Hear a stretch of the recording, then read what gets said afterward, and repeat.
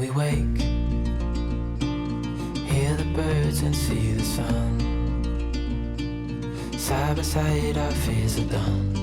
¿Cómo están? Estamos en el canal de Antes Después y hoy les quiero contar una historia de la vida real acerca de nuestra invitada, que aparte de ser guapa, inteligente, es muy aventurera y hace poquito hizo una gran hazaña con Dios, que fue escalar el Iztaccíhuatl. El equivalente, nada más para que se den una idea, es estar escalando 12 Torres Mayor, pero sin contar las dificultades de los relieves, la falta de oxígeno, encontrarte con el temible hombre de las nieves y ese tipo de cosas. Pero qué mejor que nadie que nos cuente. Even in the hard time, you and I can weather any storm. Before I sleep, hear the crickets, see the moon. Side by side and through. No limit to what we can do. Oh, we know what we have, let's hold on tight. Y la primer pregunta, ¿por qué el Iztaccíhuatl? En ese tiempo yo quería tener una actividad en la nieve, entonces estaba buscando lugares. Por redes sociales descubrí del Nevado Toluca, pero ya para finales de febrero ya no había tanta nieve, entonces busqué otras opciones. Y como bien sabes, en las redes sociales cuando tienes una búsqueda específica te llegan otras publicaciones al respecto. Por primera vez llegó un tour al Iztaccíhuatl, dije, ¿por qué no? ¿No? Es un reto más grande. Y la segunda opción fue que mi abuelo y mi padre ya habían subido más de una ocasión a la cumbre del Iztaccíhuatl y del Popocatépetl. Mi abuelo había sido rescatista y de niña, tanto mi abuelo como mi papá, me subían a Jusco, subíamos un poco a la montaña. Claro, como niña no habíamos hecho cosas muy extremas, pero disfruté mucho eso, entonces dije, ¿por qué si ellos ya subieron, por qué yo no? Entonces fue un reto personal y por parte de mi familia. ¿Sí? Ok, muy bien.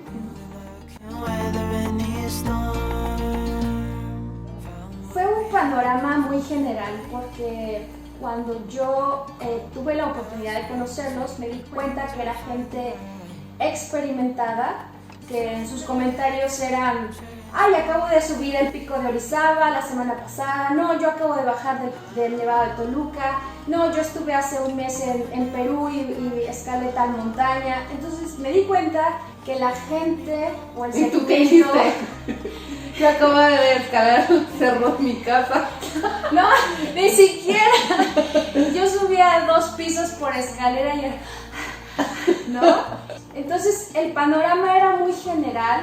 No tenía yo ese conocimiento de que a lo mejor era para gente entrenada o gente que tenía esa experiencia, ¿no? O que hacía esto regularmente. Y para mí fue como un wow, ¿qué estoy haciendo aquí? Es la primera vez que voy a subir a una montaña y ni siquiera logro subir 2 pisos. Pero fue muy excitante.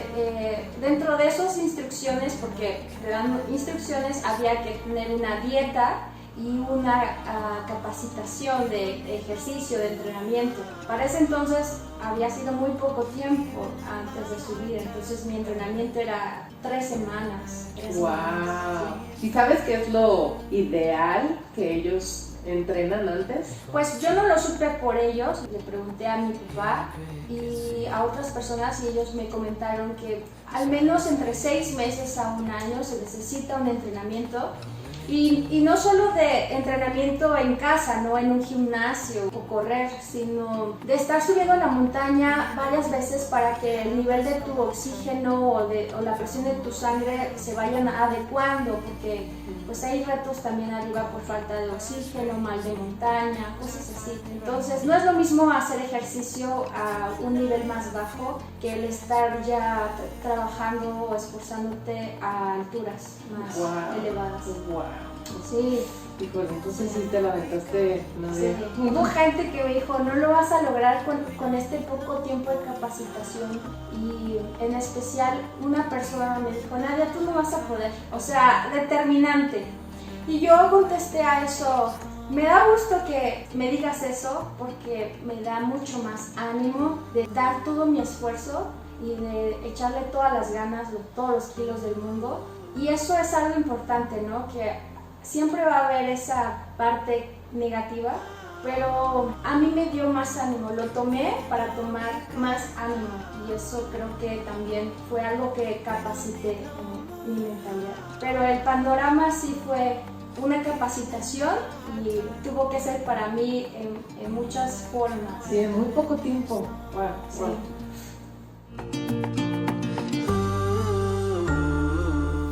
Hello, estamos a las 0 horas del día del domingo y muchos se acaban de despertar, pero muchos de nosotros no dormimos nada desde las 6 de la tarde y apenas vamos a comenzar nuestro ascenso. Ahí está Cihuatl.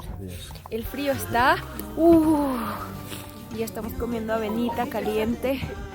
Tenemos como 3 chamarras, 3 pantalones, doble guante, todo, pero muy feliz por cumplir un reto en esta vida de aventureros.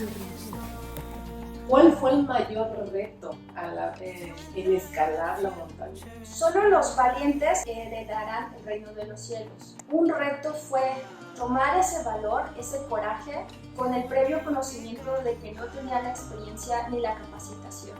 Sabiendo que mi equipo era experimentado, mi primer reto era mental, principalmente.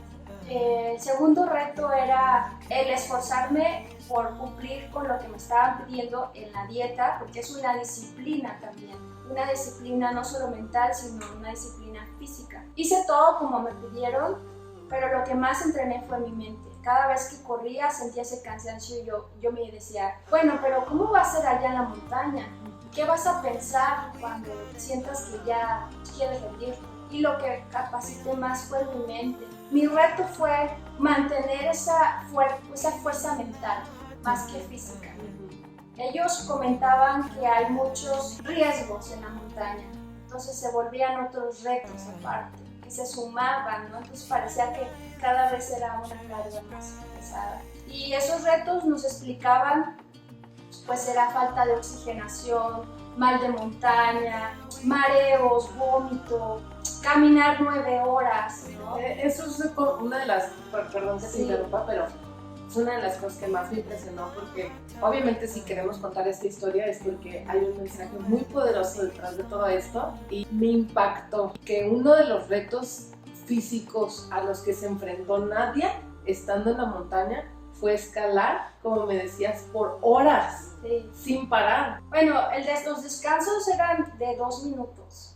2 minutos descansando y nosotros ya queremos, o sea, es una locura. La mayoría de los descansos fueron de 2 minutos porque si descansas un poco más del tiempo requerido, tu cuerpo baja esa condición, entonces es el doble de pesado continuar.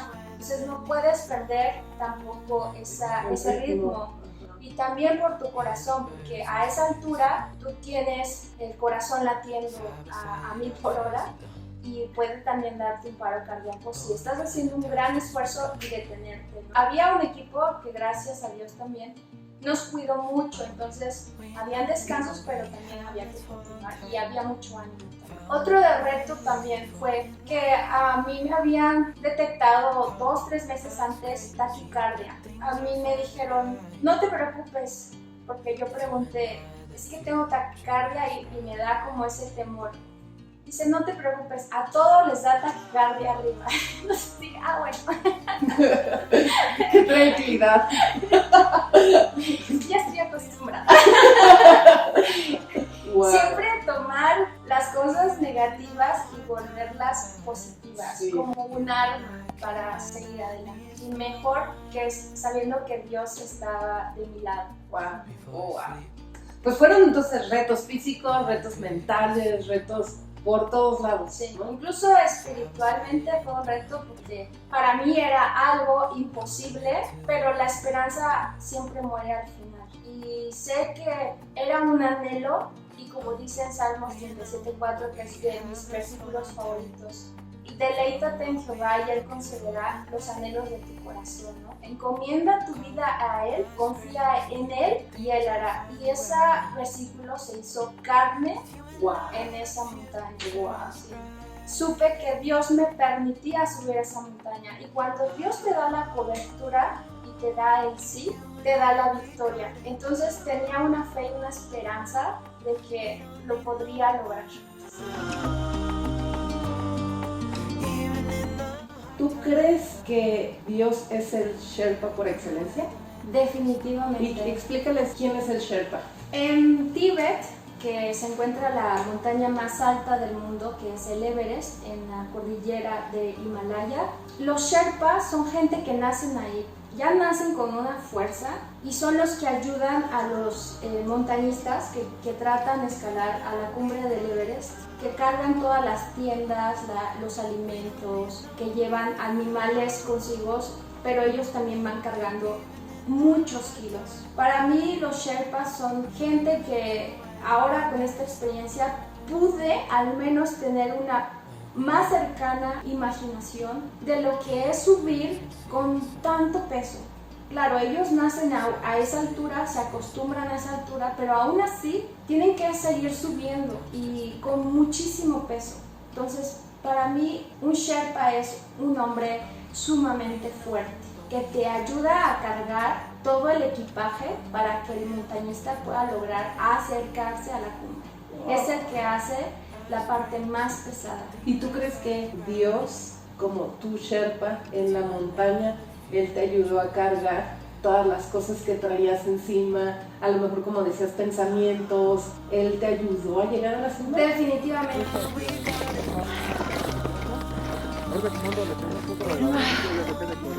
Estoy justo en medio del glaciar del Iztaccíhuatl y esto es asombroso. Mi Dios es asombroso.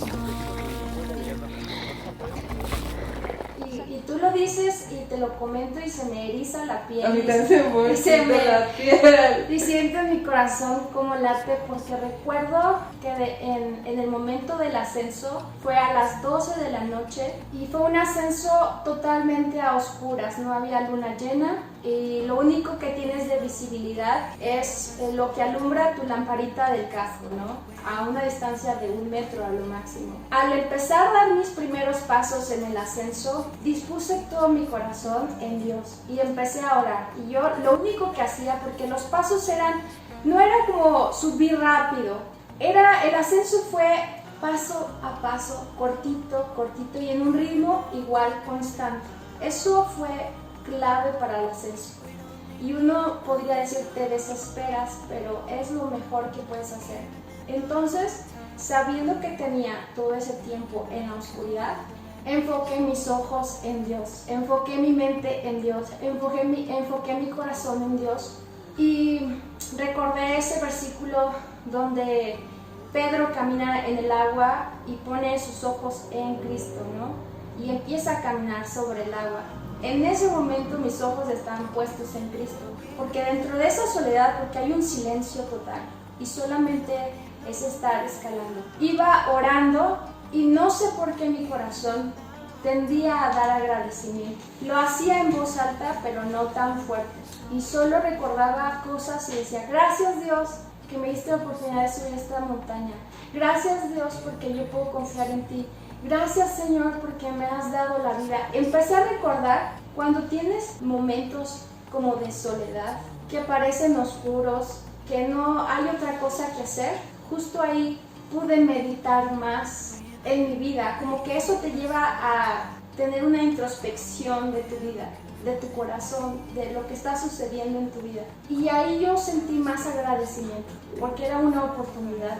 Entonces, yo sabía que la gente me escuchaba orar y sabía que se debían de preguntar, ¿qué tanto dice?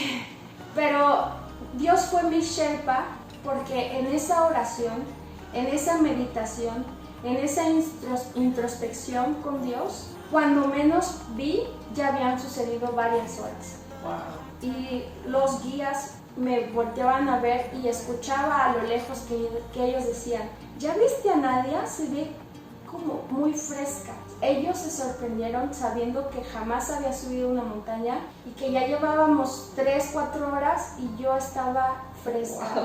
Entonces, sí, Jesús, Dios, fue mi Sherpa, pero porque mis ojos y mi corazón estaban en meditación, en oración y agradecimiento. Wow, ay, qué hermoso. Even in the hard times. Ya hay mucha enseñanza de por medio, de cosas que Dios te mostró, pero ¿cuál fue la mayor enseñanza en este viaje? 4 puntos importantes que aprendí que son esenciales de esta hazaña fue: número 1, Dios me ama muchísimo y Él quiere cumplir los sueños y anhelo de mi corazón. Dios está interesado en las cosas que también anhelo hacer. Sabía Dios que era un anhelo por parte de la inspiración de mi abuelo y de mi padre, y Él me permitió hacer eso. Dios nos ama mucho y Él quiere cumplir esos anhelos en nuestro corazón.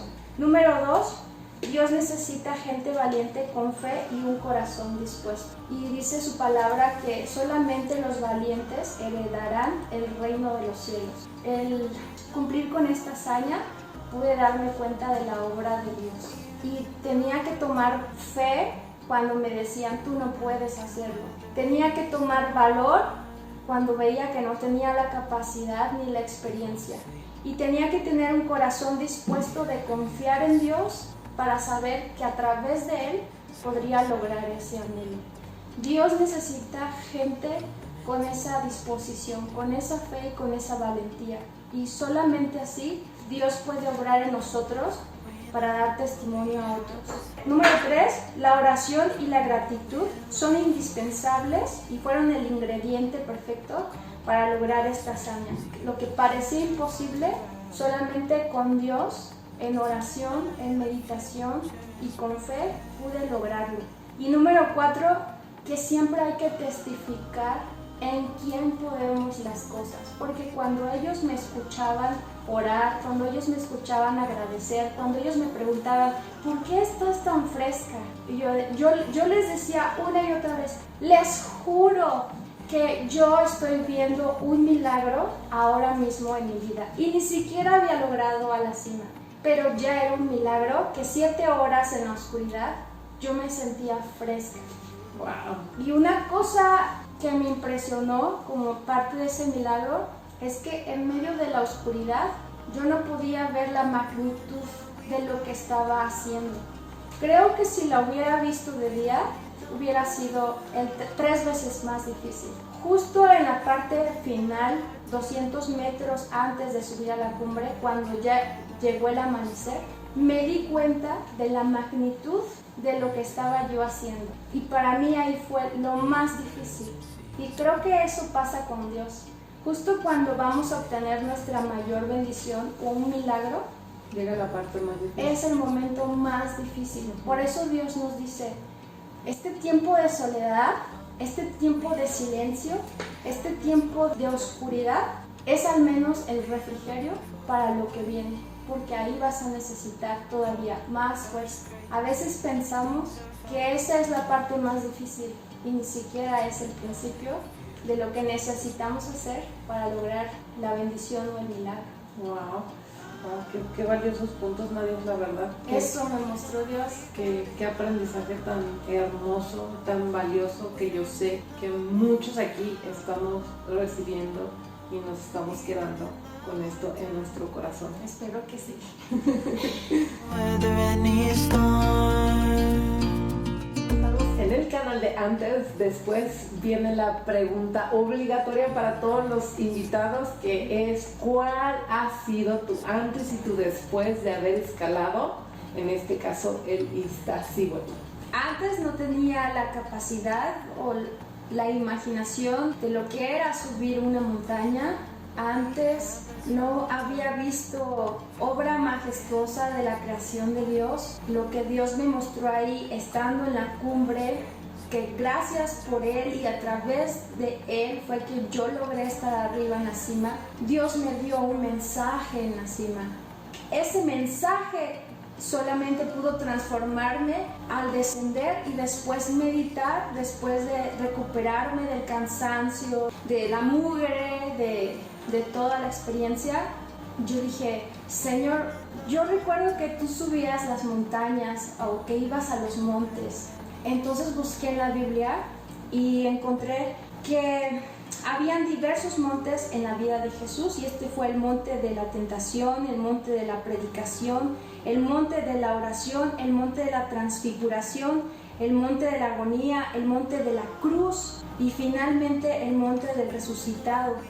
Me di cuenta que en la Biblia el monte tenía eventos muy importantes. Muchos, como ahorita estabas diciendo, muchos de los eventos importantes en la Biblia sí, están escritos en la cima, ¿no? En la cima. Montaña. Y wow.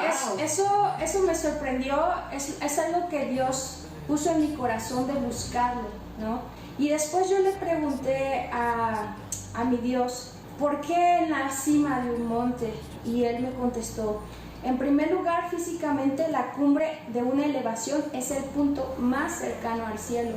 Número 2, la mayoría de las veces la gloria de Dios se hace presente en los montes. Y eso yo lo viví. No es lo mismo ver los paisajes que vemos de Islandia, otros países que son hermosos e incluso nos mueven solo de verlos en una pantalla.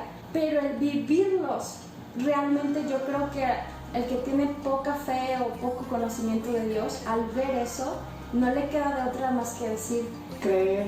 Hay un creador perfecto, un artista perfecto de una obra maestra como su creación. Ay, qué hermoso. Número 3, tal vez escogió a los montes para simbolizar de elevar nuestros corazones y pensamientos arriba de este mundo y entregarnos, y así más fácilmente. 4, meditar en sus verdades eternas. Además, generalmente los altos nos ayudan a apartarnos del ruido de este mundo para entrar más en contacto con Dios y todavía aún más poder verlo. Se podría decir que Jesús prefería estar con su cuerpo más cerca del Padre, aunque su espíritu y su alma estuvieran en una visión directa con Dios, porque eran la misma Trinidad, ¿no? Y eso es lo que yo sentí. Cuando estaba en la montaña hay un silencio, hay una oscuridad, y no te queda otra más que ver dentro de ti, en tu corazón, de buscarte a ti misma y conectarte con Dios fuera de ese ruido. Yo podía ver la atmósfera y que yo estaba por encima de esa atmósfera, y sí, sentirme mucho más cerca de Dios, no porque físicamente lo estuviera, sino porque dentro de mí lo encontraba más, me hablaba más, y eso fue algo realmente impresionante. Yo creo que el amor, que es otra cosa que aprendí, que Dios me mostró después de subir esta cumbre, que el amor es una cumbre de virtudes que está simbolizado en la montaña sobre la cual Jesús condujo a sus discípulos. Porque quien llega a la cumbre del amor, saliendo de la forma de sí mismo, puede comprender lo invisible. Como dice en Lucas 9:29, que la oración es una manifestación de la gloria de Dios. Y yo solamente en esa oración y gratitud durante horas pude cerrarme de mis propios sentidos y buscarme a mí misma y buscar a Dios, libres de las cosas que suceden en el mundo exterior, y ver dentro de nuestro corazón el verdadero reino de Dios, porque el reino de los cielos está en nuestro interior. Y para mí eso fue algo que me cambió. Ese es el después, que Dios me mostrara y me revelara ese mensaje de amor. Miren dónde estoy. Pues ya me voy. Estoy en la cumbre. Llegué. Lo logré. Estoy muy orgullosa de mí misma. Estoy en la cima del estacionamiento. ¡Yeah! ¡Lo hicimos! ¿Cuántas horas hicimos para llegar aquí? 9 9 horas para llegar aquí. Yo ya estaba que ya no podía.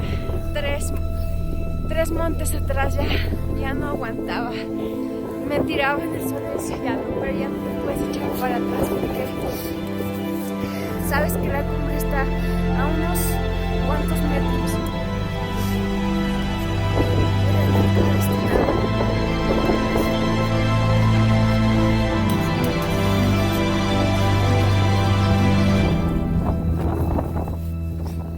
Yo quiero decirle a la gente que yo no sé cuál es tu montaña el día de hoy, qué tan alta sea, si es una montaña económica, si es una enfermedad, si es la soledad, si es el estrés. No sé cuál es tu montaña y qué tan alta sea, pero Dios dice en Marcos 11:23 que si tú dices con todo tu corazón y declaras y le dices a una montaña que se mueva y se eche en el mar y lo crees con tu corazón, lo que dices será hecho. Dios necesita nuestra fe y tal vez no tengas que subir físicamente una montaña, pero hay montañas en tu vida y tú tienes la autoridad, el poder y a Dios para conquistar esa montaña o mover esa montaña de tu vida. Solo confía en Él y en este tiempo tan difícil de cuarentena es el silencio, el espacio, el tiempo para ver hacia nuestros corazones y buscar a Dios. Y con Él todas las cosas van a ser posibles. Dios es un Dios de milagros y eso es lo que quiere mostrarles hoy y decirles ánimo. Yo soy tu Dios y conmigo todo lo puedes en Cristo que te fortalece. Wow, qué manera de cerrar esta edición. Gracias, María.